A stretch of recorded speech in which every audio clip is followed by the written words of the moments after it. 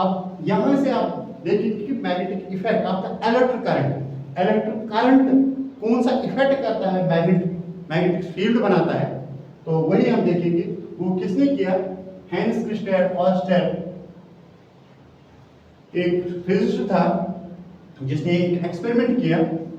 वो एक current circuit के थ्रू चलाता था और सडनली अचानक से इसको we can say that he kept the needle, compass needle near it। तो जो ही इसने इसके थ्रू ये सर्किट है, तो इस सर्किट में वो कुछ देख रहा था रेजिस्टेंस या रियोस्टेट के अंदर। तो अचानक से यहाँ एक मैग्नेटिक कंपास रह गया था।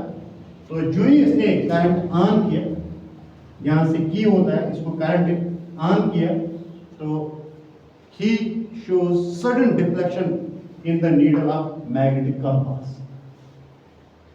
तो फिर वो इसके थ्रू बहुत सारे टाइम इस पर रिसर्च करते रहा। जैसे उसने न्यूटन ने किया, जब वो एप्पल फॉल हुआ ट्री से, तो फिर उसने बहुत टाइम के बाद उसके ऊपर थ्योरी लगाई, ग्रेविटी क्या होता है, वैल्यू उसका निकाला। तो इसी तरह यहाँ से इसको हैंस क्रिस्टियन ऑयस्टर को बहुत टाइम लग गया इस स्टडी में।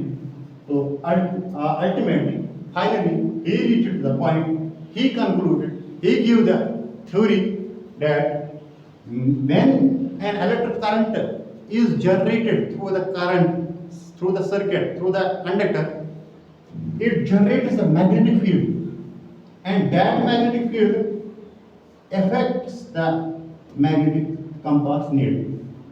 तो जो ही इसमें करंट चलता था, उसी करंट ने अपने गिर्द मैग्नेटिक फील्ड क्रिएट किया। उसी मैग्नेटिक फील्ड से इसका, जहां से हम कहेंगे अगर ये मूवमेंट होगा तो इट इज अट्रैक्शन, अगर यहां चला होगा नीडल तो it is we can say that repulsion.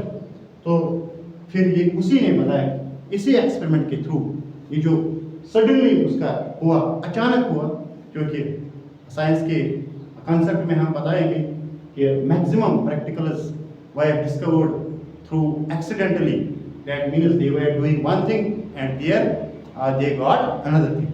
तो इस तरह हम कहेंगे कि ये जो स्टडी एक चीज का कर रहा था, वहां से उसने मैग्नेटिक फील्ड इफेक्ट दिखाया।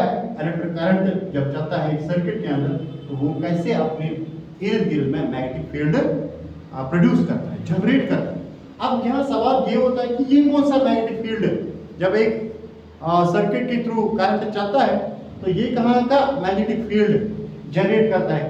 तो ये it generated the magnetic field of the earth, because earth itself is a magnet, north pole, south pole, where from electromagnetic waves are moving towards any matter.